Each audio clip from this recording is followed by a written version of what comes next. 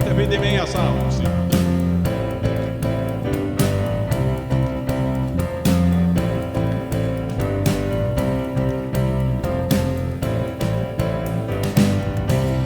Je me réjouis dans le nom du Seigneur. Je me confie dans le nom du Seigneur. Je lève les mains dans le nom du Seigneur. Je danse de joie dans le nom du Seigneur. Je célébrerai le nom de celui que mon cœur aime. Oui, je bénirai le nom de mon Sauveur. Je célébrerai le nom de celui que mon cœur aime. Oui, je bénirai le nom du Seigneur.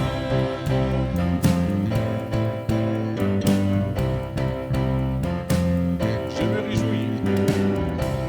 Je me réjouis dans le nom du Seigneur. Je me confie dans le nom du Seigneur. Je lève les mains dans le nom du Seigneur. Je danse de joie dans le nom du Seigneur. Je célébrerai le nom de celui que mon cœur aime. Oui, je bénirai le nom de mon Sauveur. Je célébrerai le nom de celui que mon cœur aime. Oui, je bénirai le nom du Seigneur. Je célébrerai le nom du Seigneur. Je célébrerai le nom du Seigneur. Je célébrerai le nom du Seigneur. Je célébrerai le nom du Seigneur. J'aimerais ça qu'on puisse se lever pour le lire ensemble.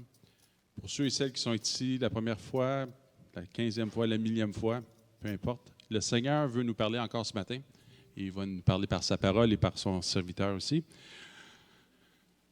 Donc, le psaume 20, un psaume qui m'a vraiment encouragé cette semaine. Que l'Éternel t'exauce au jour de la détresse. Que le nom du Dieu de Jacob te protège. Que du sanctuaire il t'envoie du secours. Que de Sion il te soutienne. Qu'il se souvienne de toutes tes offrandes et qu'il agrée tes holocaustes. Qu'il te donne ce que ton cœur désire et qu'il accomplisse tous tes desseins. Nous nous réjouirons de ton salut. Nous lèverons l'étendard au nom de notre Dieu. L'Éternel exaucera tous tes vœux. Je sais déjà que l'Éternel sauve son oint. Il l'exaucera des cieux de sa sainte demeure par le secours puissant de sa droite. Ceux-ci s'appuient sur leurs chars, ceux-là s'appuient sur leurs chevaux. Nous invoquons le nom de l'Éternel notre Dieu. Eux, ils plient et ils tombent. Nous tenons ferme et nous restons debout. Éternel, sauve le roi qui nous exauce quand nous l'invoquons. Amen. Alors, ce n'est pas par nos forces, nos propres forces, ce n'est pas par de la force physique, c'est par le nom de l'Éternel et par son esprit. Alors, que l'Esprit de Dieu puisse nous parler ce matin et qu'il puisse toucher les cœurs puissamment.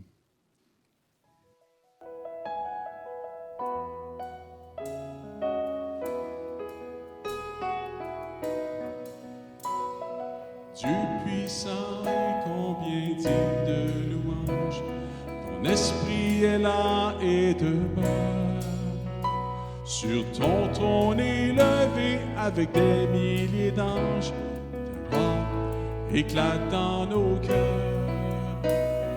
Dieu vivant et rempli de bienveillance, Ton amour brise mes peurs. Je désire t'élever sur la terre du Québec,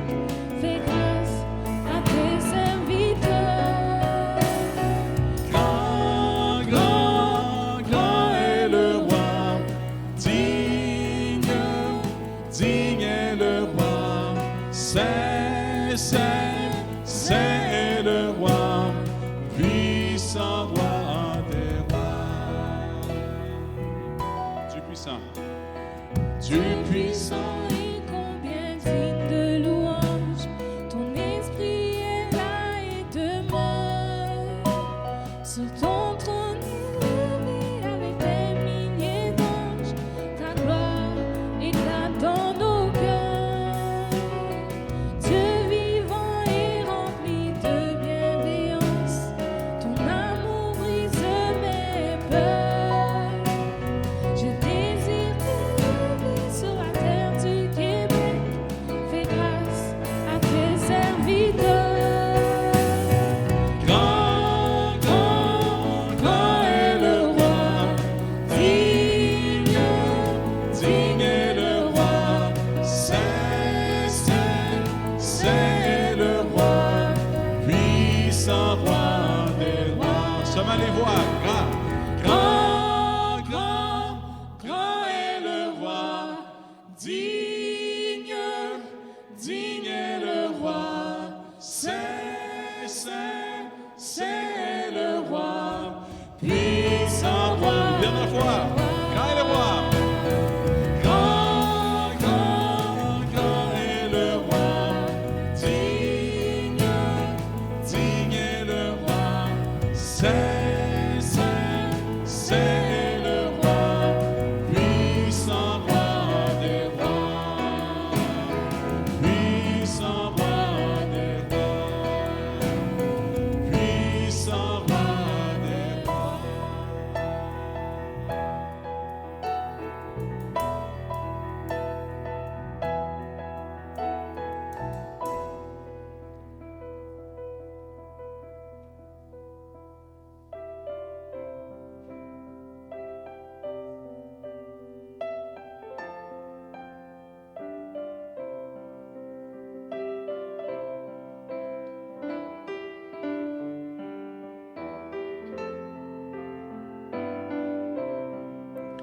Dans sa course inassouvie, le cerf brame au loin des eaux.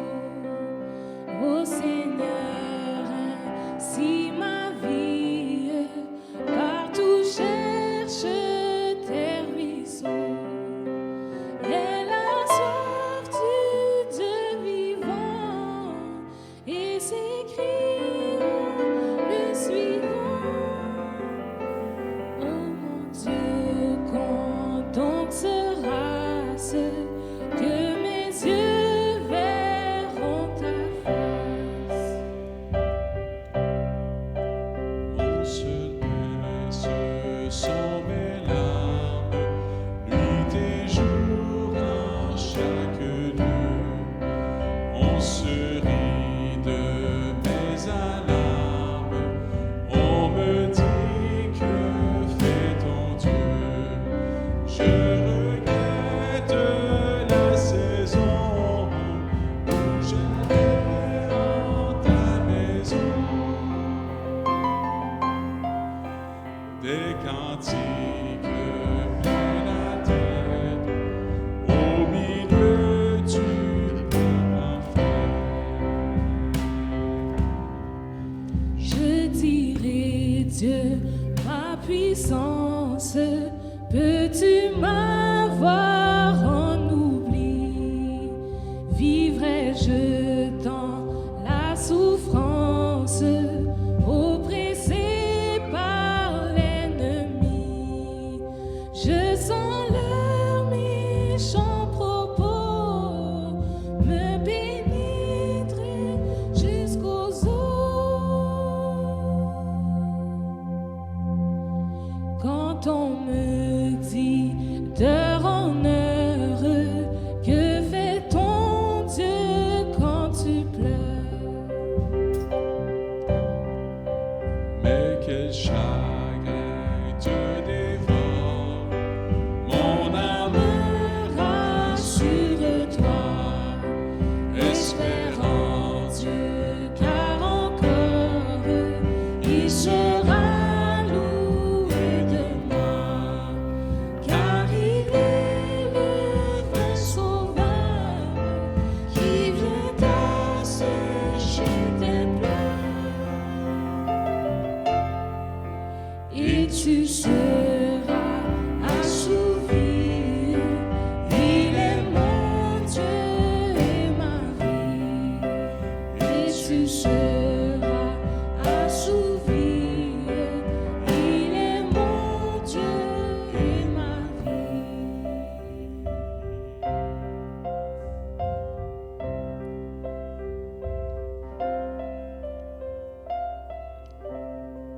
Et Seigneur, peut-être ce matin, parmi nous, il y en a des gens qui peuvent s'identifier en disant, comme David, mon seul pain, ce sont mes larmes.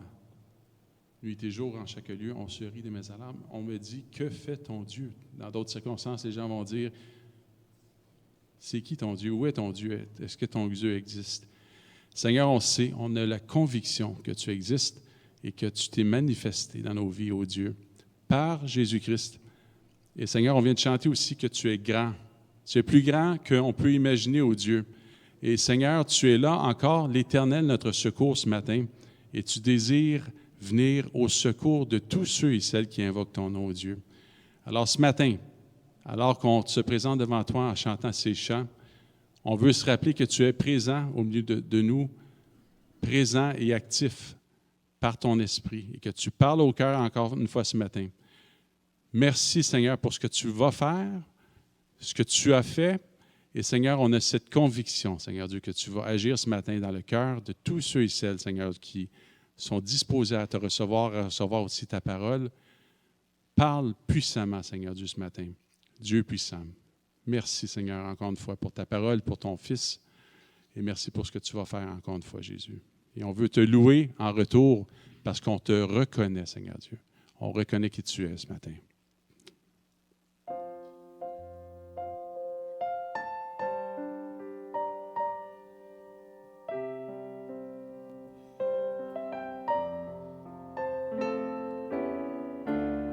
Chantons-le vraiment d'un cœur sincère et de toutes nos forces. Je suis né pour te louer. Je suis né pour te louer. Je suis né pour glorifier ton nom. En toutes circonstances, apprendre à te dire merci. Je suis né pour t'aimer. Je suis né pour t'adorer, mon Dieu. Obéir à ta voix. Je suis fait pour toi.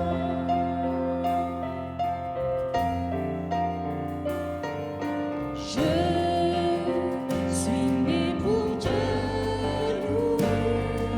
Je suis né pour glorifier ton nom. En toutes circonstances, apprendre à te dire merci. Je suis né pour t'aimer. Je suis né pour t'adorer, mon Dieu. Obéir à ta voix. Je suis fait pour toi. Je suis né pour te louer. Je suis né pour glorifier ton nom. En toutes circonstances, apprendre à te dire merci. Je suis né pour t'aimer. Je suis né pour t'adorer, mon Dieu.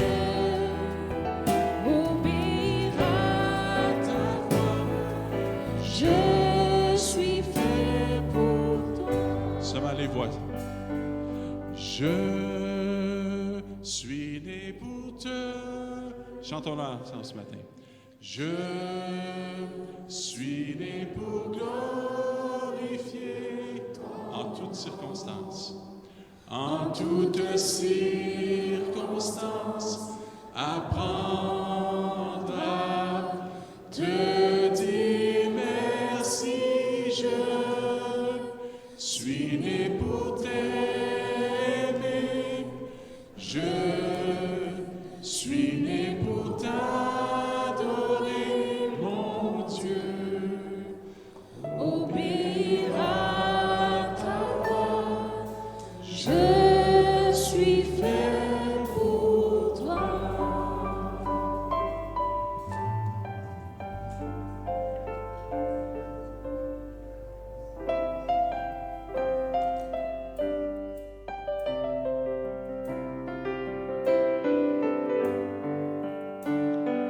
Dieu de lumière élevé dans les cieux, rempli de grâce et de paix, environné de louanges et de feu, gardien de l'éternité.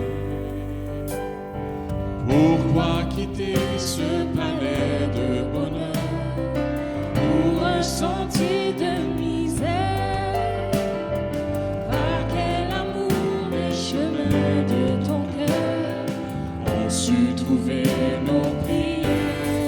Reçois l'adoration, tu es le roi de gloire, notre victoire. Digne es-tu, Seigneur, Emmanuel. De cette foi que ton cœur a montré, je veux puiser mon secours sur le chemin que ta vie a tracé. Je marcherai chaque jour. Garde mes yeux. Garde mes yeux des attraits de ce monde. Garde-moi près de la croix. En ce lieu saint, mon âme est féconde d'humilité et de Reçois l'adoration.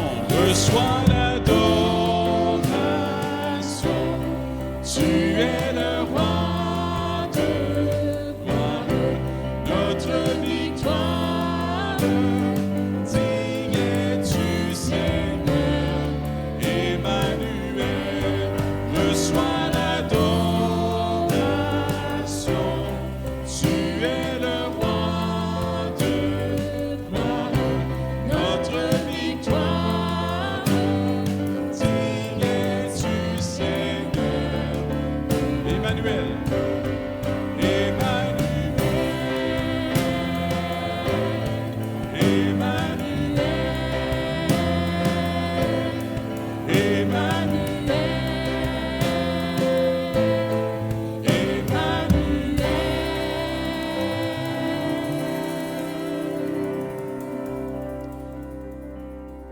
Reçois leur adoration, Seigneur. Emmanuel, Dieu avec nous. Nous te remercions, Seigneur Dieu, pour ta présence parmi nous. Nous te remercions aussi pour ton corps et ton sang qui ont été brisés et versés pour nous, Seigneur. Merci pour le prix que tu as payé, ô Dieu, que maintenant, justifié, maintenant qu'on a mis notre foi en toi, Seigneur Dieu, on a accès directement au trône de la grâce afin d'être secourus dans nos besoins, ô Dieu. Merci pour l'œuvre accomplie. Et Seigneur, que tu puisses vraiment sauver ce matin et délivrer, ô Dieu. On te prie dans le précieux nom de Jésus, le seul nom par lequel on peut être sauvé ce matin. Amen. Amen. On peut s'asseoir et j'invite notre frère Félix à s'avancer. Que Dieu nous bénisse. Le geste en paraît très simple, mais c'est ce qui nous permet d'être là ce matin. Et c'est ce qui permet à plusieurs milliers de personnes, ou même des millions, que ce soit ici ou ailleurs, de célébrer le nom de celui qui est venu en la personne de Jésus-Christ. Alors ce matin, c'est moi qui ai le privilège d'être avec vous pour parler de Dieu. Dans un premier temps, de toute façon, Emmanuel va faire les annonces plus tard. Je suis tellement content, pas parce que je suis là. Je suis content de voir les merveilles de Dieu. Je suis content de voir que ce que Dieu fait à travers son Église, à travers chaque personne. Je me permets de vous demander de continuer à prier pour chacun de nous. Vous savez pourquoi? Parce qu'il y a plusieurs mois de cela, je me rappelle, on était juste ici, donc au mois de mars, ça va faire bientôt 2 ans. Eh bien, c'était la dernière fois que le peuple de Dieu s'est rencontré. Écoute, une église de plus d'environ 300 personnes, et puis tout d'un coup, je vous dis, il y a le beau teint de l'église. C'est un document à voir. Parce que quand je ne voyais personne, eh bien, je me réfugiais dans ce beau teint-là. Vous dire, Seigneur, n'oublie pas une telle, n'oublie pas une telle, n'oublie pas une telle. Les petits-enfants à l'église, Je ne connais pas toujours les noms, mais quand je vois leur visage, comment ça va toi? Viens! C'est tout ce que me retenait comme souvenir. C'est bizarre, hein? Personne ne voyait venir ça. Mais gloire à Dieu. La dernière fois où je prêchais ici, il y avait 2 auditeurs. Il y avait Pasteur Sylvain et Donald. Mais vous autres, vous étiez quelque part à distance, comme on dit aujourd'hui. Alors on bénit le nom de Dieu, parce que la parole de Dieu continue à faire son chemin, pandémie ou non. Ce matin, j'aimerais ça qu'on continue à servir Dieu et que sa grâce nous envahisse. Le verbe envahir a sens négatif, mais que sa grâce nous accapare, nous prenne en main. Et il l'a fait déjà, c'est pour cette raison qu'on continue à le servir. Le texte, j'étais tiraillé entre 2 thèmes, action de grâce, pour ce que je reste tranquille de voir ce que Dieu a fait à travers son œuvre, à travers son Église, à travers ma petite vie. Dans 30 jours, j'aurai plusieurs décennies au Québec. C'est bizarre. Et puis je regarde comment le Seigneur, depuis que j'étais tout petit, a couru un petit peu partout dans le monde chrétien, même si je ne comprenais pas grand-chose. Mais toutes ces affaires-là, tous ces petits détails ont travaillé quelque part en moi. Toujours, c'est comme on sème, pour que le Seigneur m'amène à comprendre. Eh bien voilà, on continue le voyage. Gloire à son nom. Et en même temps, quand je regarde ce qu'il fait au Québec, même à chaque fois, le Seigneur est grand. Je voulais aborder ce psaume-là, le psaume 150. Et en même temps, je voudrais voir. Je dis, mais c'est quoi l'évangile finalement lorsqu'on dit, mais je suis de confession évangélique, je suis chrétien? Eh bien, ce matin, c'est ce qu'on va voir. J'aimerais ça qu'on regarde le livre et on va regarder dans Romains chapitre 1er, les versets 1 à 17. Et je vais lire pour vous pour commencer notre rencontre de ce matin.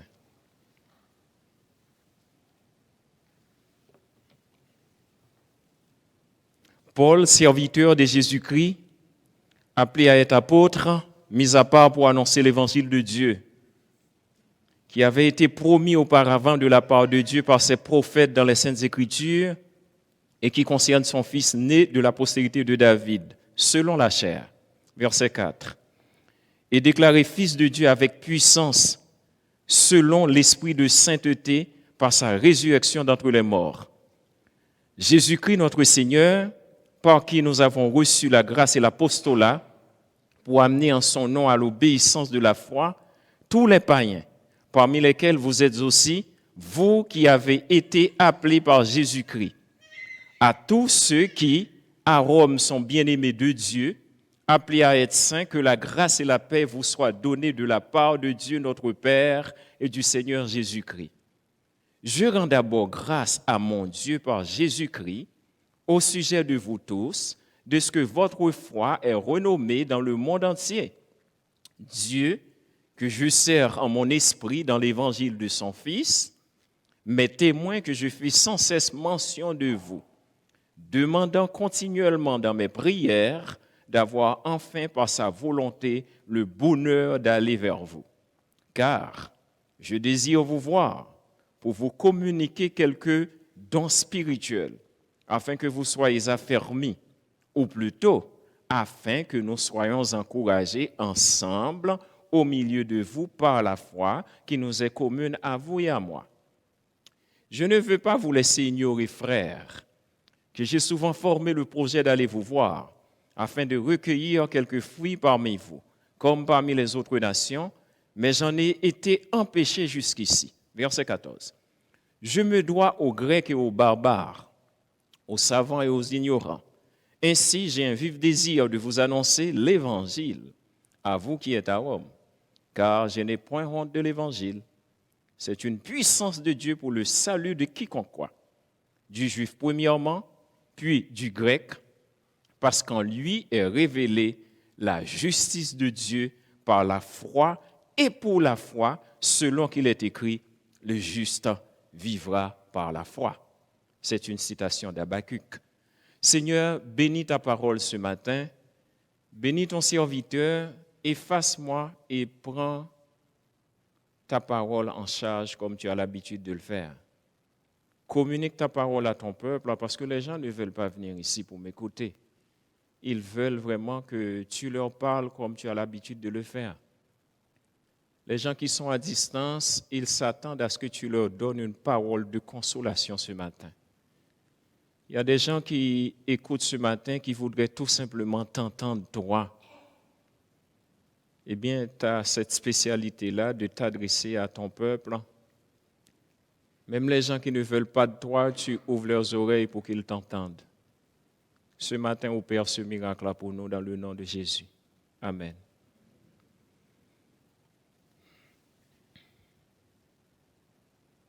Je voudrais commencer par regarder quelques éléments du texte et par la suite, nous aurons l'occasion de faire un petit voyage avec vous dans la dimension pratique de l'Évangile.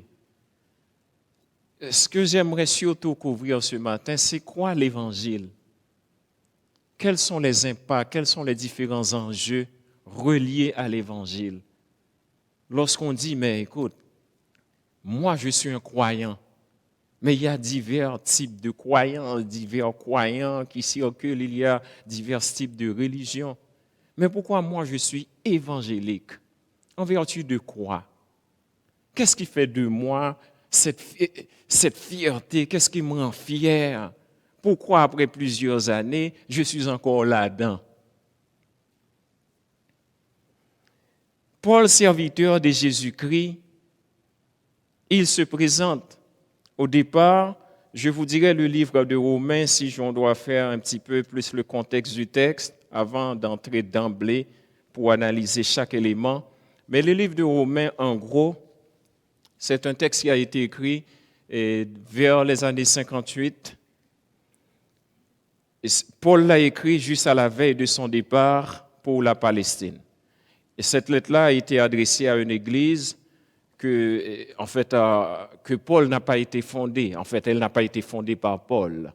Donc, tout simplement, Paul, par son ministère, et on verra après, comme apôtre, comment il était sensible à ce qui se passait dans les églises. Comment il était sensible à chaque conversion, à chaque personne que Dieu a ajoutée à son église, et comment lui, il a compris comme ancien persécuteur, eh bien comment Dieu l'a saisi et pour encourager les autres à comprendre que, écoutez, quand je dis que je suis apôtre, ce n'est pas un titre que je m'approprie, ce n'est pas une sorte d'usurpation de titre, mais c'est surtout parce que Dieu lui-même, il a fait appel à moi, alors me connaissant comme persécuteur, alors il est le seul à pouvoir me transformer du jour au lendemain comme ça. Aucune personne ne pouvait m'amener à changer ma façon de faire.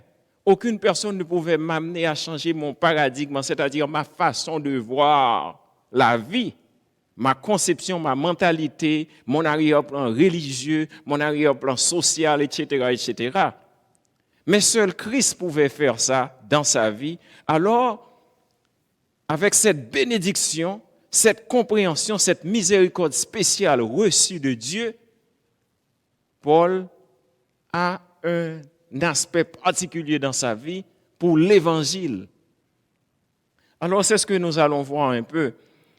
Annoncer sa visite à Rome, certains croient que c'est la lettre la plus thématique de Paul, la plus théologique, la plus logique, la plus systématique. Parce que si vous regardez parmi toutes les lettres qu'il a écrites, la lettre aux Romains est beaucoup plus longue. Et l'autre aspect, cette lettre contient 16 chapitres. Dans les 16 chapitres, on peut les diviser en deux. Les chapitres 1 à 12, c'est la partie doctrinale.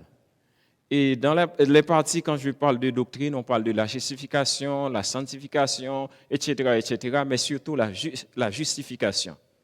Et vous comprenez que c'est à partir de l'Épître aux Romains qui va nous donner un peu plus tard tout ce qu'on appelle la réforme au XVIe siècle avec les réformateurs Calvin, Jean Hus, c'est un réformateurs, on parle de Jean Calvin, on parle de Luther, etc., etc. Donc, quand on est issu, non seulement chrétiennement, c'est-à-dire spirituellement à partir de Christ, pour parler de l'Église, mais historiquement aussi, lorsqu'on parle de l'apôtre Paul, eh bien, l'histoire de l'Église avec les réformateurs qu'on a eus, et jusqu'à aujourd'hui encore, lorsqu'on parle de l'Église réformée, lorsqu'on parle de cette question de la justification par la foi, lorsqu'on parle de la grâce, eh bien, on est encore dans l'Épître aux Romains. Mais l'Évangile en tant que tel, c'est toute la Bible. Le cœur de la Bible, c'est l'Évangile. L'Évangile, par définition, c'est la bonne nouvelle. Mais quelle est cette bonne nouvelle-là? C'est que depuis l'Ancien Testament, depuis le début de l'humanité, Dieu commence avec l'Évangile. Dieu créa les cieux et la terre. Intrusion du péché, on vient déranger l'ordre des choses.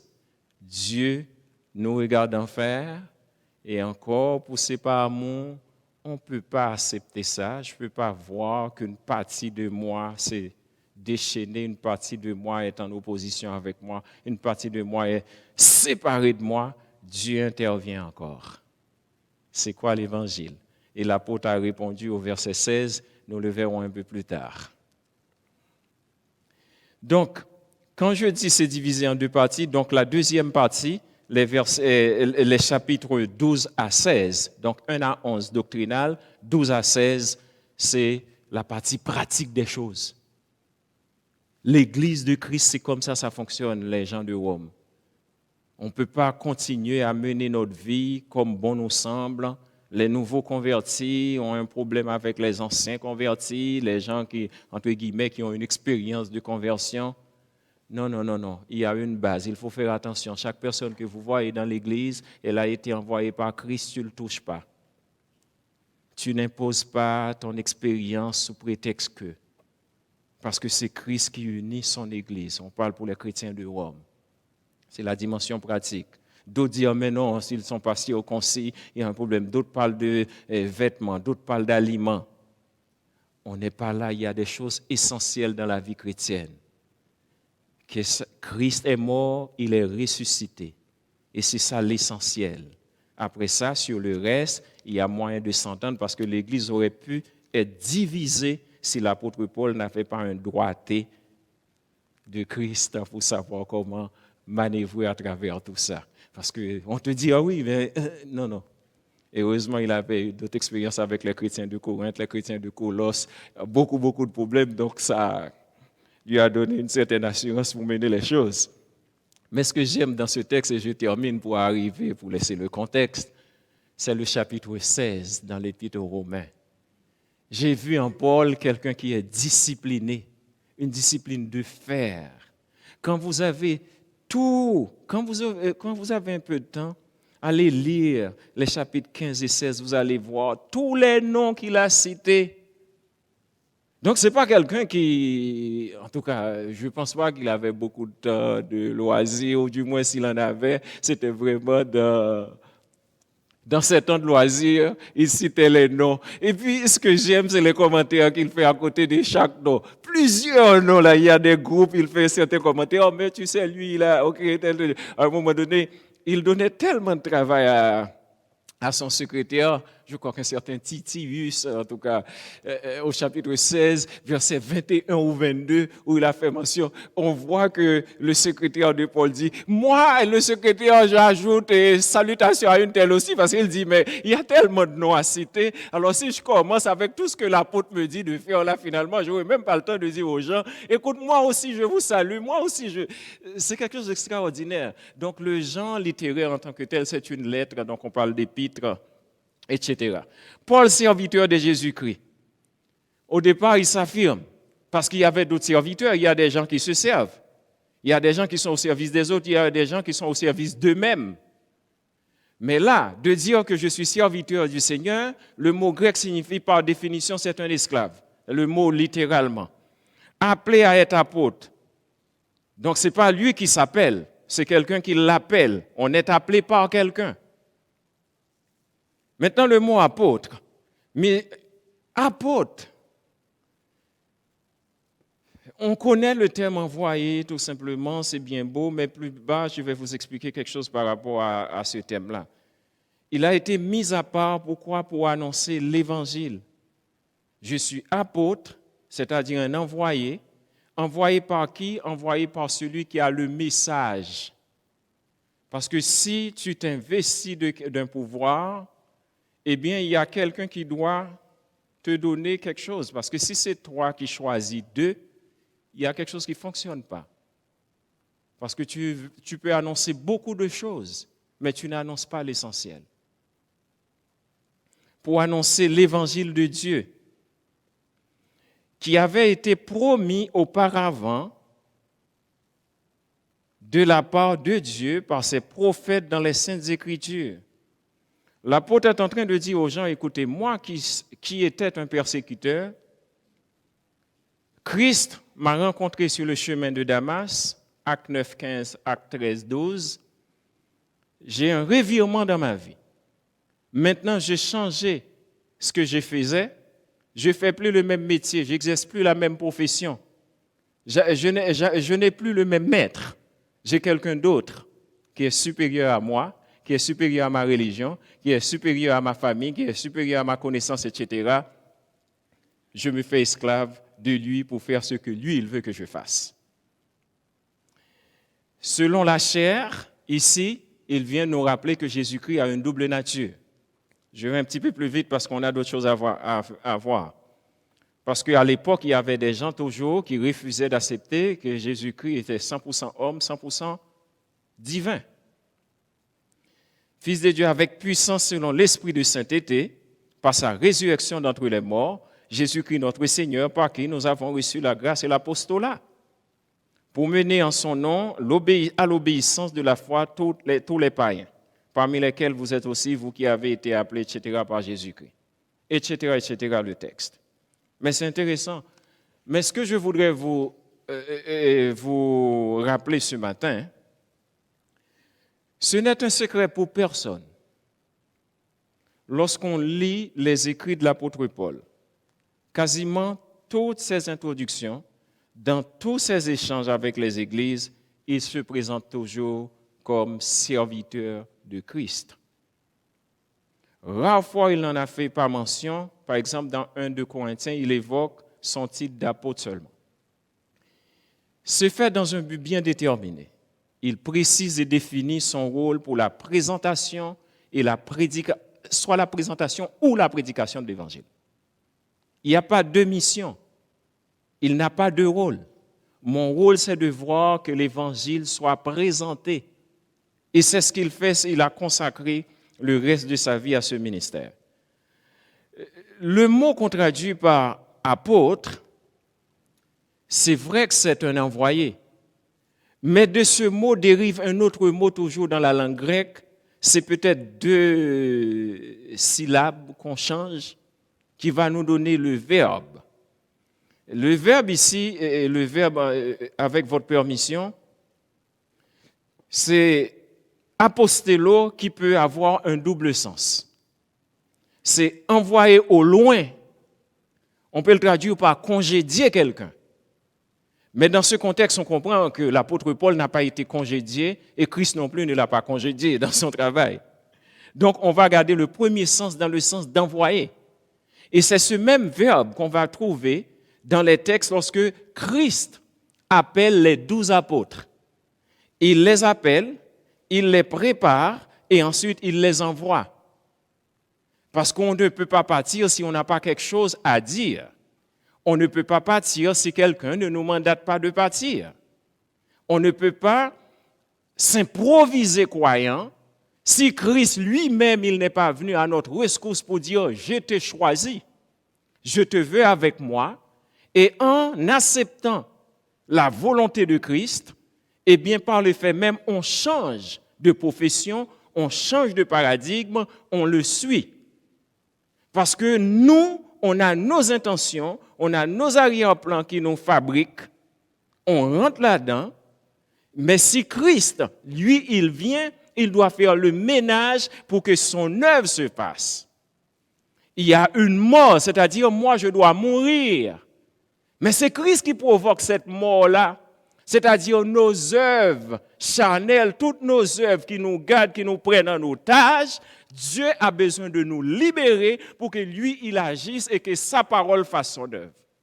Autrement, ça va être du scandale. Autrement, ça va être juste des activités. On a l'habitude de faire des activités, surtout dans une société bien organisée. Organiser des activités, c'est aussi simple que ça. Il suffit de lire 2 ou 3 livres ou bien chapitre d'un livre, management, leadership, et puis c'est réglé. Mais avec Christ, ça se passe autrement. Il faut que tu viennes d'abord à mon école, apprends à me connaître, apprends à m'entendre quand je t'appelle, pour ensuite tu comprennes le message exactement que tu dois communiquer à mon peuple. Christ les a choisis, les envoyant un peu plus loin. La définition de l'évangile, on va le saisir. Donc, comme on avait dit, dans les 11 premiers chapitres, l'apôtre a pris le temps vraiment de remettre les points sur les i pour amener les gens à comprendre, écoutez, ce n'est pas aussi facile. Parce que depuis l'intrusion du péché dans l'humanité, l'homme n'a qu'un but, s'améliorer. A-t-il réellement dit? On t'a donné le privilège d'avoir tout. Tout. On ne peut pas compter les privilèges qu'ils avaient. La création toute neuve, les premiers arrivés, les seuls sur le chemin, les seuls dans le royaume. Tout d'un coup, ils entendent une autre voix.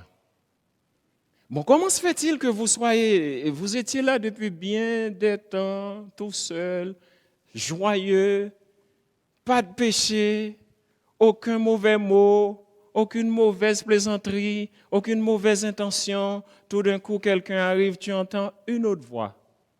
Et l'entendant, ça a changé l'ordre des choses, et pourtant, c'était bel et bien dit, sauf. Pourquoi?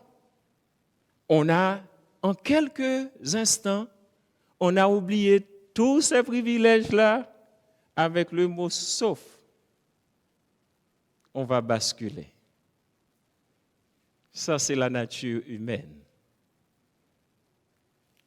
Mais notre Dieu, un Dieu de compassion, un Dieu qui aime sa création, il ne va pas nous laisser comme ça. L'idée de nous améliorer, que l'on parle de Cicéron, que l'on parle d'Aristote, que l'on parle de Socrate, que l'on parle de tous les grands noms que vous connaissez, tout ce qu'on a étudié en philosophie, les gars qui sont au cégep, les filles ici universitaires, que l'on parle de Platon, Emmanuel Kant plus près de nous. Tous ces hommes-là, Simone de Beauvoir, les autres femmes dans le cercle littéraire, le cercle philosophique, ils avaient une intention, améliorer le sort du genre humain. C'était le but. Toute leur idéologie, toute leur conception, c'était toujours améliorer le sort de l'autre. On peut dire, mais c'était bien, hein? Mais oui, comme évangélique, on ne peut pas dire quelqu'un qui veut voir une dimension supérieure dans la vie de quelqu'un, on ne peut pas le rejeter, on ne peut pas être contre ça. Même l'existentialisme, au XIXe siècle, vous connaissez un certain Kierkegaard et ses nombreux disciples comme Simone de Beauvoir, comme je disais il y a un instant, Martin Heidegger, les gens qui étudient en théologie libérale, Albert Camus comme philosophe, tout le monde aime citer, Jean-Paul Sartre, existentialiste, etc., etc. Ils croient que l'être humain peut améliorer son sort. Ils contribuent par leur pensée pour améliorer le sort de l'être humain. Mais savez-vous le problème qu'il s'agisse de ces gens-là, qu'il s'agisse des idéalistes, des philosophes, des politiciens, même certains religieux, ils n'ont pas pu améliorer le sort de l'être humain. Le problème reste entier. Mais si le problème reste entier, il y a quelque chose qui ne fonctionne pas. Pourquoi? Parce que ces gens-là, ils voulaient donner leur chemise pour que leur idéologie fasse leur chemin, pour que l'être humain soit différent, pour que l'être humain ait une certaine chose. Voilà pourquoi il y a ce qu'on appelle encore des évolutionnistes. Parce que toujours l'idée dans le système éducatif dans plusieurs pays, c'est l'idée d'évolutionniste parce qu'on veut voir l'être humain s'améliorer. Et les gens, il y a beaucoup de millions qui sont en marche pour que l'être humain, on change la condition de l'être humain. Savez-vous, ils n'ont pas réalisé leur rêve. L'être humain ressentit un pécheur. Et puisqu'il est pécheur, son problème, ce n'est pas lui, pauvre lui, mais c'est en Adam. Mais il y en a qui disent, mais moi, je n'ai pas connu d'Adam. Justement, c'est pour cette raison, je ne veux pas être créationniste. Parfait. Mais le problème reste. Parce qu'il y a un problème dans le cœur de l'homme, il y a une seule personne. Comme la Bible dit, l'apôtre Paul va le répéter dans Galates et plusieurs autres textes, par un seul homme, le péché est venu dans le monde, on l'appelle Adam. Donc lui qui était tellement bien dans le jardin, il a entendu une autre voix avec le mot sauf, l'arbre de la connaissance du bien et du mal que tout touche pas, mais il avait accès à tout. Eh bien nous, par association, c'est ça la réalité de l'être humain. Et la Bible propose l'antidote pour le péché, pour l'amélioration de l'homme. Cette fois-ci, pas une amélioration, mais une recréation. C'est que par un seul homme, le péché est venu dans le monde. Par un seul homme, le salut est venu dans le monde. L'ancien Adam, le nouvel Adam qui est notre Seigneur et Sauveur Jésus-Christ, qu'on célèbre, qui nous permet d'être ici ce matin, que ça aille bien, que ça aille mal, que ça aille plus ou moins bien, ça aille plus ou moins mal. On est toujours là, on est tenu. C'est pas parce que nous, on est capable, mais il nous tient dans ses mains. Il nous préserve. Il déploie tout un arsenal d'armées pour nous garder en sorte qu'il soit toujours auprès de nous. Les enfants vont bien, ils vont mal, ça va, la mort, la résurrection. Le Seigneur est toujours là au milieu de nous. Et c'est Christ à concert. Le point commun dans tous ces hommes-là, c'est qu'ils ont une idéologie, ils ont voulu faire avancer, ils ont voulu, effectivement, certains peut-être avaient la bonne volonté. Et vous savez ce qui est désagréable, plus désagréable à fort souvent, c'est parce que les disciples parfois sont plus farouches, sont plus fougueux, sont plus désagréables que les maîtres. Et si Dieu pouvait, je sais qu'il est capable de le faire. Des fois, on est tellement, lorsqu'on est, on va dire les choses par leur nom, lorsqu'on a une idéologie, on est prêt à tout faire pour l'idéologie. C'est comme les gens, les idéologues, là, des fois. Mais je dis, si l'Église pouvait avoir cette puissance, c'est-à-dire en tant que disciple du Seigneur, si on pouvait avoir cette chaleur, si on pouvait avoir ce désir intense, une soif, pour que la parole de Dieu soit prononcée, proclamée, pas seulement du haut de la chair, mais partout où Dieu nous donne l'occasion d'y être et de faire rehausser son nom, eh bien, on serait, je ne dis pas la race humaine serait améliorée, ce serait anti-biblique, mais il y aurait plus de personnes zélées pour continuer à dire Christ existe. Il y a des gens qui sont prêts à donner leur vie pour leur idéologie. Mais il faut y croire. Il faut être brave. Il y a des gens qui sont prêts à sacrifier leur famille pour leur idéologie. Il y a des gens qui sont prêts à sacrifier une société tranquillement, à travers les téléromans, à travers les films, à travers certains romans, subtilement, mais sûrement. Tout d'un coup, oh mais c'est normal. Mais oui, c'est comme ça. Mais oui, mais toi, pourquoi? Qu'est-ce que tu penses? Mais c'est correct. Ces hommes-là, ils sont tous morts. Ils n'ont pas ressuscité. Ils n'ont pas vu la réalisation non plus de leurs rêves. Leurs disciples, parfois plus enthousiastes, plus farouches, malheureusement non plus, suivent la même ligne. Ils n'ont pas vu la réalisation de leurs rêves. L'être humain reste entier, un pécheur. En Adam, nous sommes tous coupables là devant Dieu. Notre nature adamique nous impose des conditions, nous faisant croire. C'est une forme d'illusion. Je suis capable, je suis en mesure. Ça fait en sorte que nos moments de joie sont de courte durée. C'est la réalité. Tu es content maintenant après ça. Qu'est-ce que tu as, Félix? Je ne sais même pas ce que j'ai. Parce qu'un moment, tu es content, après ça, tu as un petit succès ici, après ça, tu as 2 échecs. Tu as 3 succès ici, après ça, tu as 5 échecs. Finalement, tu dis, mais là, c'est quoi la vie? Tu essayes, tu dis, OK, j'ai tout fait, voilà, aujourd'hui tu penses avoir la paix, mais non, il semble-t-il qu'il n'y a pas de paix pour les chrétiens, la paix apparente. Mais pourtant, ce serait paradoxal parce que le Christ nous dit, je vous donne la paix.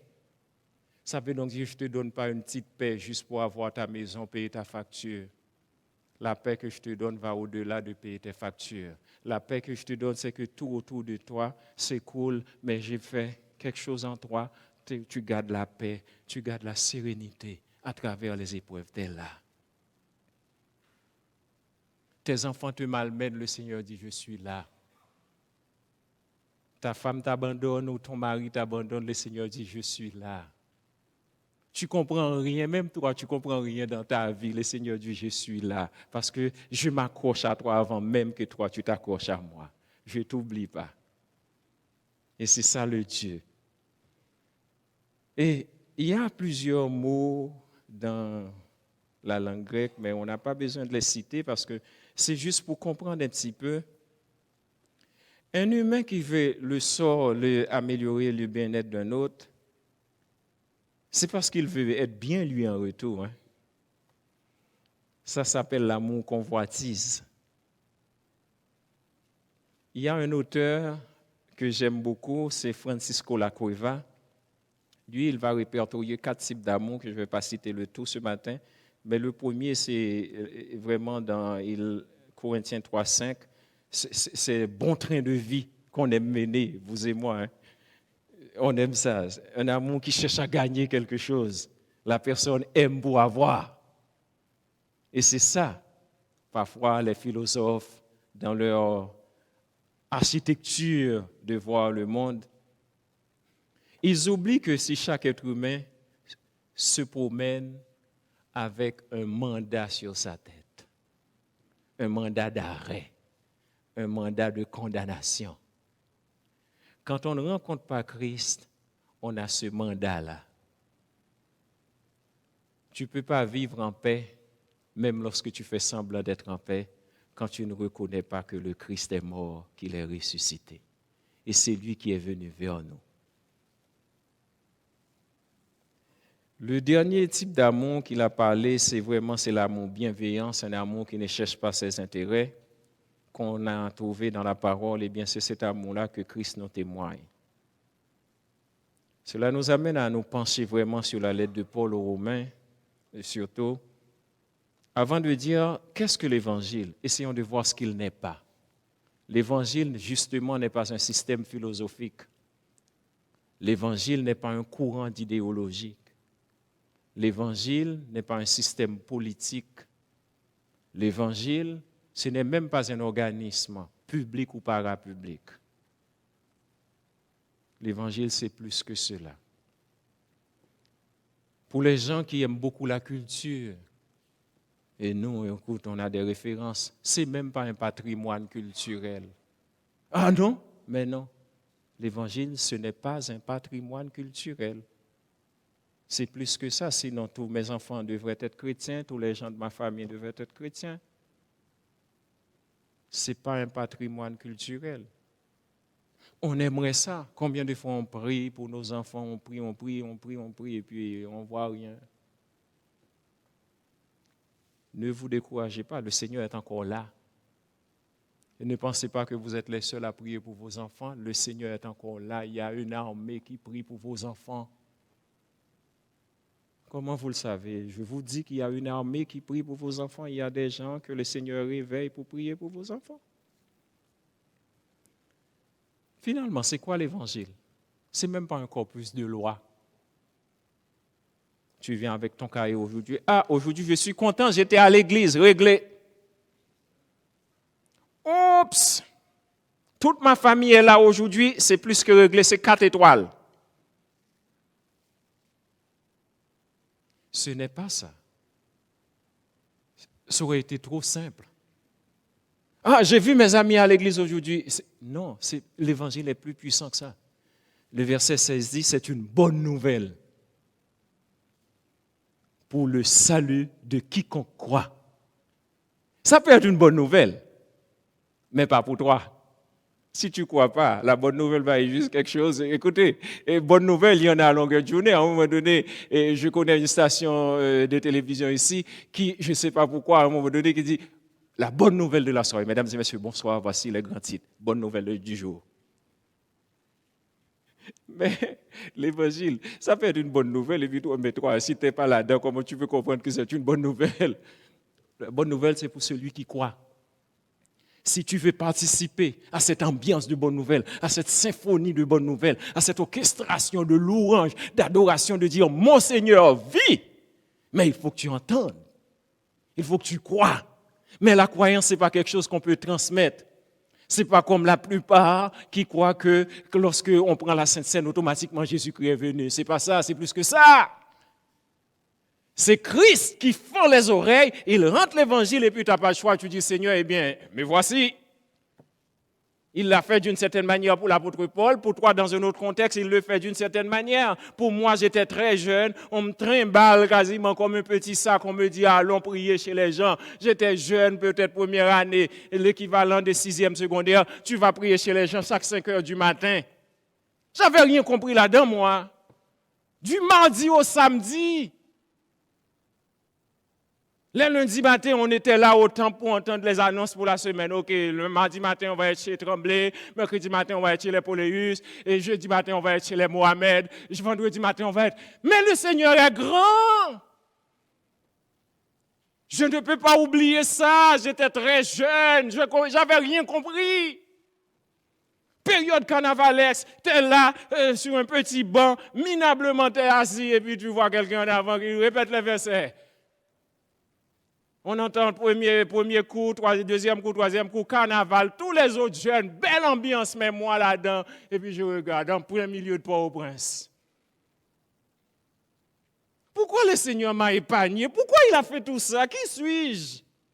J'avais rien compris, c'est pour cette raison que je dis, s'il vous plaît, les jeunes, venez-y, même si vous ne voyez rien. C'est pas normal. Ce n'est pas normal.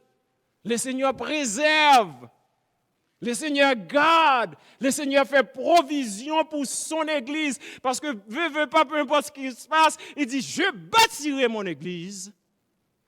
Les portes du séjour ne prévaudront point contre elle. Ce n'est pas ma petite tête qui va briser l'Église. Parce que le Seigneur a donné son sang pour que vous et moi, nous soyons ici ce matin. Le Seigneur a investi sa vie, il a purgé de son sang. On ne peut pas prendre ça à la légère. Vous, parents, peut-être vous êtes découragés, vous dites, mais j'ai tout fait.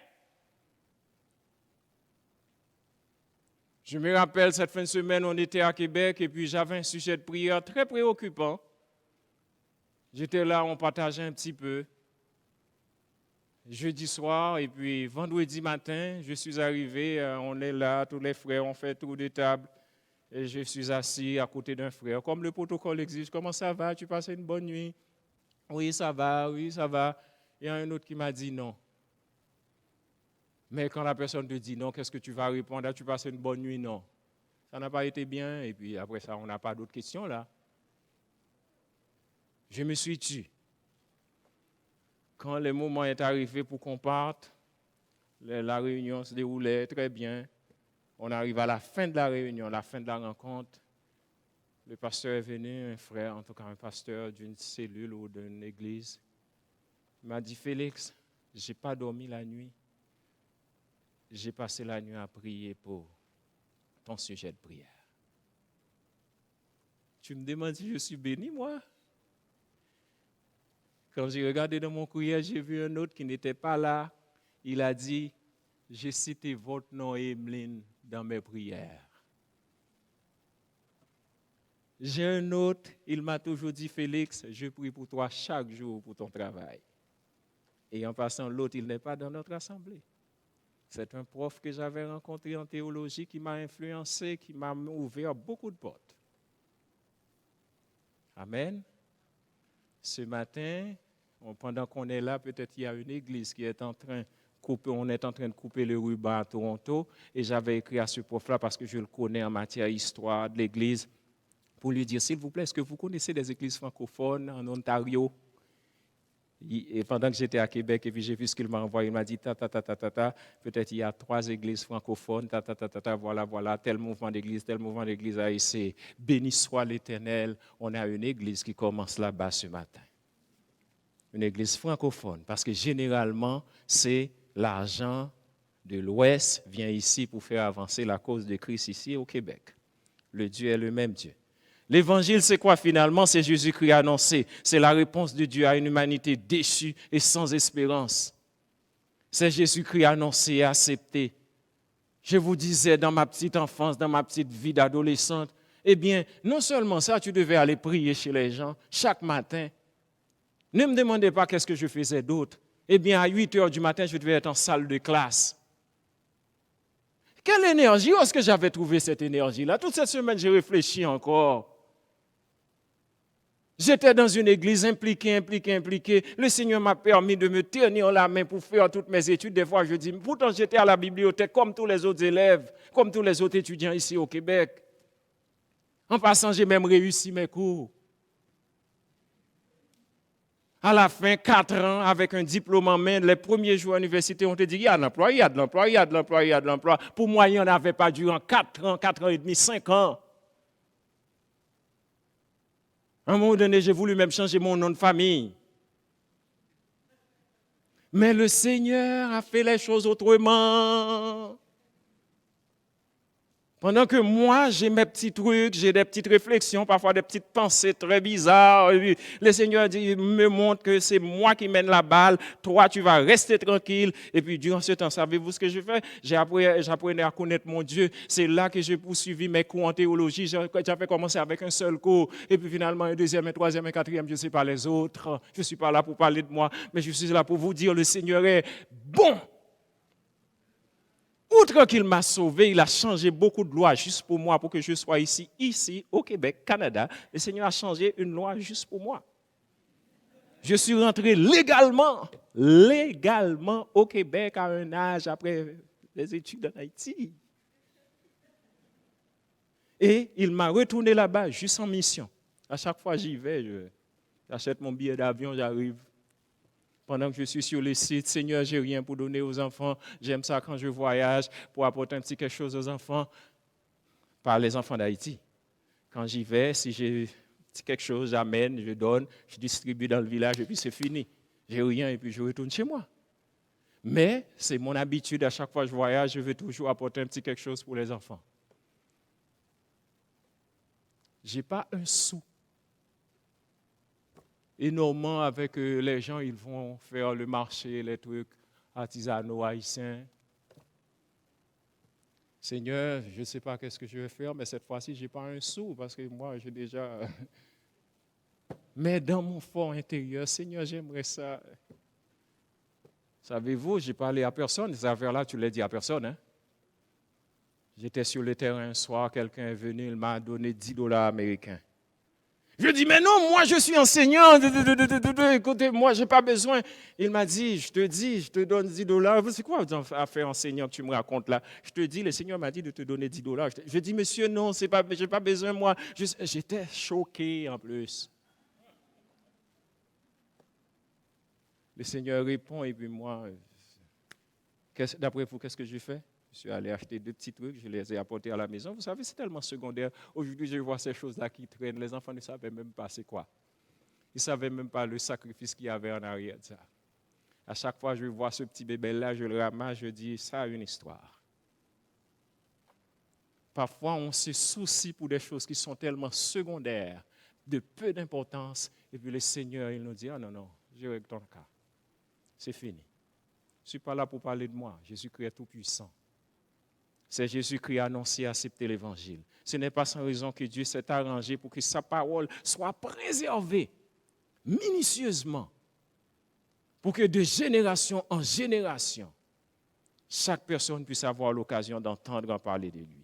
En tant que créateur, son amour est beaucoup plus fort que nos petits désirs personnels. Il ne faut pas que nos problèmes soient plus grands que la grandeur de Dieu pour nous. Parfois, on met nos problèmes au premier plan et on oublie, on se tombe dans une sorte de distraction, on contemple nos problèmes. C'est bizarre, c'est paradoxal. À force d'être imprégné dans nos problèmes, on oublie si Dieu est plus grand que nous, s'il est plus grand que nos problèmes, s'il est plus grand que notre petite assemblée. Dieu n'a pas de frontières. Il n'y a pas de loi qui puisse interdire à Dieu d'agir. Il n'y a pas de petits mouvements qui peuvent arracher nos enfants. C'est une forme de distraction, mais le Seigneur est là. Il veut qu'on se concentre sur lui. Il faut qu'on continue à donner gloire à notre Dieu. Seigneur, peu importe ce qui arrive, je veux te louer pour ce que tu fais. Non seulement tu le fais à travers l'histoire, tu le fais à travers mon assemblée, tu le fais à travers ma vie. Je veux continuer à te contempler même si ça va mal, mais au moins tu me donnes l'occasion de célébrer ton nom. Et c'est ça notre Dieu. Un Dieu qui soutient, un Dieu qui gouverne sa parole, il la gouverne à travers l'histoire, depuis l'Ancien Testament, à travers, on appelle Abraham. Mais pour qu'on t'appelle, c'est lui qui t'appelle, il s'arrange pour que tu l'entendes. Le gars, il a pris ses valises, il a tout laissé. Mais entre son appel et la réalisation de ce que Dieu dit, c'est tellement long, c'est tellement les problèmes, les épreuves que ce bonhomme-là a dû rencontrer. Il n'est pas le seul. J'ai regardé, des fois, c'est des cycles de 25 ans après. Il y a un épisode, c'est 13 ans après. Tu vas avoir un enfant, mais écoute, tu me dis que tu vas me bénir, mais bénis-moi, et ça arrête là. Mais non, il y a des séquences. Il y a des moments, il faut que tu passes plus de temps avec moi. Il y a des moments, tu n'es plus en mesure de passer du temps avec moi, c'est les autres qui prennent le relais pour toi. Il y a des moments de silence. Exode 14, 14, l'Éternel combattra pour vous et vous gardez le silence. C'est plus fort que vous, on a le sang un petit peu européen, des fois on veut bouger, on veut garder le silence. Seigneur, tu me connais. Tu me connais bien, c'est mais arrête. Entends. C'est qui m'appelle, le jeune Samuel. Eh oui, j'ai entendu. Non, c'est pas moi. Il retourne, non, c'est pas moi. Parce que c'est la première fois qu'il va vivre l'expérience. C'est comme ça, Dieu. Prenons le temps de passer du temps avec notre Dieu. La deuxième chose, c'est que l'Évangile se manifeste à l'intérieur même de l'amour de Dieu. En d'autres mots, n'importe quelle personne qui entend la parole de Dieu, peu importe les circonstances dans lesquelles elle l'entend, elle a une réponse à donner à Dieu. Peu importe l'endroit, peu importe la personne, elle a le choix. Ou bien la personne doit se prosterner devant Dieu, ou bien elle doit continuer à accuser Dieu. Ma parole ne revient pas à moi sans effet. C'est ce que la parole dit. Béni soit l'Éternel qui a donné du repos à son peuple d'Israël selon toutes ses promesses. De toutes les bonnes paroles qu'il avait prononcées par Moïse, son serviteur, aucune n'est restée sans effet. 1 Roi chapitre 8, verset 5, 56. La plus grande réalisation de Jésus-Christ, de sa naissance à son ascension auprès du Père, eh bien c'est son Église. Il s'arrange de génération en génération pour que l'Église existe. Et si l'Église existe, c'est parce qu'il a mis sa parole dans le cœur d'une personne qui ne la connaissait pas.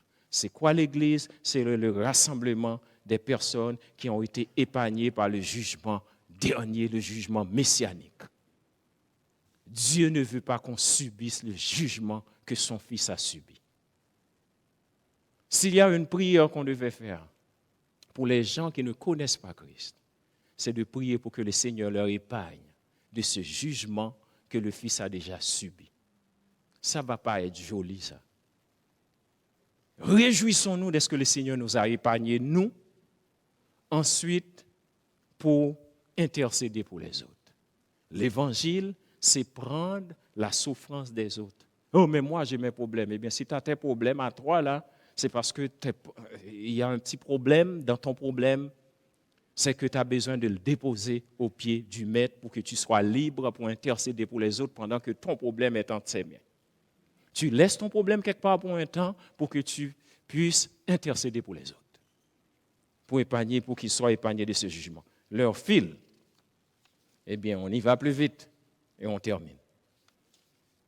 Quels sont les avantages à être chrétien? Dieu nous libère de la servitude d'un oppresseur pour nous rapatrier. Quand tu ne connais pas Christ, tu n'es pas dans la patrie. Tu te promènes. Christ doit aller te chercher comme l'enfant prodigue. On n'établit pas domicile dans ce monde. On est de passage, nous, comme croyants. Il fait de nous un peuple. Dieu est tellement bon, il se révèle même à un peuple qui ne veut pas de lui. Un homme de Dieu vient auprès de lui et lui dit, ainsi parle l'Éternel, ne me suis-je pas révélé à la maison de ton père lorsqu'ils étaient en Égypte, dans la maison de Pharaon? Troisième chose, Dieu nous permet d'entrer en contact avec lui. Et là-dessus, j'aimerais passer du temps, mais on n'en a pas. On va terminer. Dieu ne va pas changer ses promesses parce que toi, tu as un problème. Est-ce que c'est clair? Sous prétexte qu'on est plus méchant ou plus gentil. Oh, mais je suis tellement bon devant Dieu, mais pourquoi il me fait ça? Un autre va dire, oh, mais je sais que c'est parce que je suis méchant. Moi, je sais que c'est parce que je n'ai pas fait. Les œuvres méritoires, zéro. Dieu n'en veut pas. Ce qui va courber le cœur de Dieu, c'est un cœur obéissant. Seigneur, me voici, avec ma beauté ou ma laideur, avec ma richesse ou ma pauvreté. Tel que je suis, je me présente devant toi. Toi, tu me connais.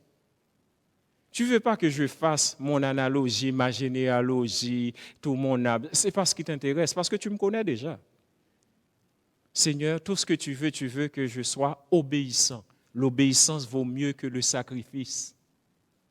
Au lieu de passer du temps dans beaucoup de choses, juste, Seigneur, me voici. Je ne suis pas capable. Dieu restaure. Et puis c'est à partir de là, vous allez voir même des choses tellement simples sur lesquelles on se butait, c'est comme les virgules parfois dans des textes là. Parce que moi, dès que je prends un texte, je regarde tout des fois. Et puis le Seigneur, lui, il dit, ah mais là, ce que toi tu comprends comme un paragraphe, peut-être un texte de 1000 mots à écrire, dans toi comme problème, pour Dieu c'est juste un accent aigu. C'est un petit point sur un i.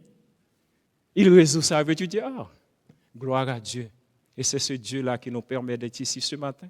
C'est ce Dieu-là que nous célébrons. C'est ce Dieu-là à travers toutes les épreuves, toutes les péripéties qu'on pourrait rencontrer, de savoir qu'il tient encore l'exclusivité du salut.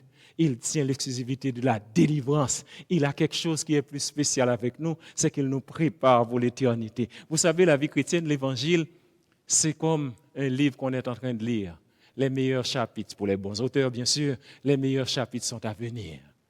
Tranquillement, il fait le voyage avec nous. Parfois, pour certains, il commence plus tranquillement. Pour d'autres, il commence. Ça dépend de votre tempérament, il nous connaît. Le Seigneur n'a pas besoin que tu t'amuses à dire, oh, mais tu sais, moi, ma famille, Non. Il nous connaît. Il connaît la matière avec laquelle il nous a fabriqués. Donc, quand on va devant lui, c'est juste par obéissance. Seigneur, je viens ce matin juste par obéissance devant toi. Mes chers amis, on termine. Je vous rappelle, nous sommes couverts par le sang de Christ. La beauté de l'Évangile, c'est que rien ne peut nous séparer de cet amour, puisqu'on est bien couvert. Ce n'est pas quelque chose qu'on a payé parce qu'on n'aurait jamais l'argent nécessaire pour le faire. Mais lui, il est mieux placé que nous, parce qu'il sait avec quoi il nous a formés, il sait qu'est-ce qu'il a investi en nous, il sait qu'est-ce qu'il a investi dans chaque famille, il sait qu'est-ce qu'il a investi dans chaque personne. Même les gens qui refusent de suivre Christ, Christ a son plan pour eux. Est-ce que ça veut dire pour autant que moi, je ne dois pas continuer à faire ce qu'il me demande? Au contraire, puisque je ne sais pas la liste des gens qu'il a sauvés, eh bien, on doit continuer à servir main dans la main avec nos péripéties ensemble. Dans les moments difficiles, c'est là qu'on doit se donner la main pour dire notre Seigneur est tout-puissant. Il ne faut pas se lâcher. Madame, prenez votre mari. Mari, prenez votre femme. Dites en avant. Enfant, tu as plus de zèle. Prenez vos parents. Dites on y va. On va chercher le Seigneur. Les jeunes, vous n'avez rien compris, mais on persévère, on va ensemble. C'est difficile, oui, mais dans cette église-là, mais oui, tu vas passer toute ta vie dans cette, mais oui, cette église-là. Tu vas dans une autre, ça va être cette église-là. Appelez l'autre dans cette autre, mais cette église-là. Mais il y a un qui ne vous décevra jamais. C'est le Christ, le Sauveur. Mais nous, comme adultes avec un petit peu de cheveux blancs, j'en avais beaucoup plus. Hein. C'est la neige qui a mangé les autres. Des fois, je disais le mariage aussi, mais Emeline est là, hein, attention. Gloire à Dieu. Vous savez, j'ai toujours dit, heureusement le Seigneur, il a compris beaucoup de choses. Il s'est servi de beaucoup de détails pour m'amener aujourd'hui à comprendre que c'est lui qui mène la barque. Des fois, je pense que j'ai un petit peu de sang de latin. Je veux voir avancer les choses rapidement. Et puis, le Seigneur a fait ça avec ma jeunesse. Je n'ai pas vu passer ma jeunesse parce que j'étais toujours là. Vous cherchez Félix, 18, 19 ans, toujours dans l'église. 20 ans dans l'église, arrivé au Québec à 21 ans, 80, quelque chose, je ne veux pas vous dire l'année, vous allez penser que j'ai 1000 ans. J'ai appris à dormir dans l'église avec un groupe de jeunes garçons pour prier. J'avais une maison là, mais chaque vendredi soir, on était là, tout un groupe de jeunes. On faisait le tour de la ville de Montréal. C'est ce qu'on faisait, on évangélisait. Mais aujourd'hui, je ne peux pas faire ça, je peux faire autre chose. Mais est-ce que le même Dieu n'est pas là? Où sont les jeunes là? Pourquoi ils ne partent pas?